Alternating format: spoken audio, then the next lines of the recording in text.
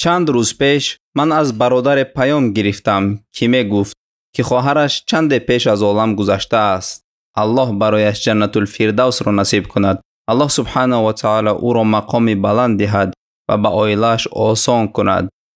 مسئله که او گفت عید حضور خواهرش در آنلاین، دقیق ترش در تیک تاک بود که او وقتی که نورس بود آنجا بعض بی‌عقلی ها کرده است.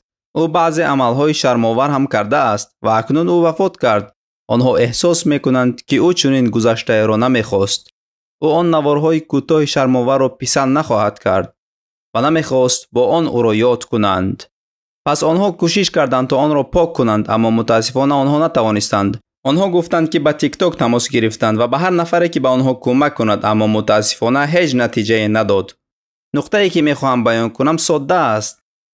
برادرانم، خواهرانم، فرزندان محبوبم، شبکه‌های اجتماعی را طوری استفاده کنید که وقتی اگر شما از دنیا رفتید، آن چیزهایی که شما گذاشتید سبب ناراحتی شما نگردد.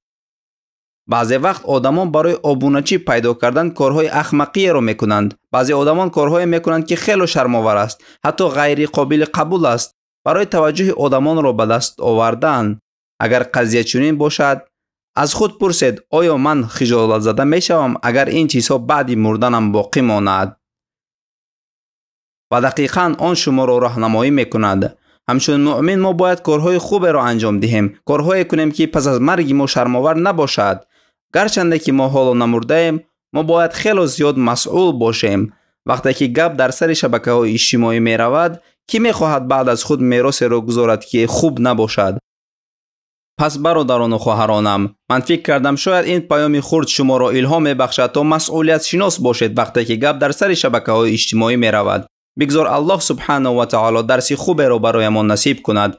من در حق خواهری که از دنیا گذشت دعا میکنم. مطمئنم که الله بزرگ با رحمت و مغفرتش به او نظری رحمت میکند و همزمان در حق عائله او دعا میکنیم در این مشکلاتشان، چون آدمان زیاد پیامشان میدهند، بعضی ها با پیامی بد، اما این گناه آنها نیست. این بر سر هر کس آمدنش ممکن است. بیایید شبکه‌های اجتماعی را مسئولیتناک استفاده بریم و از الله دعا کنیم تا به ما مرگ را نصیب گرداند که آن دم از ما راضی باشد.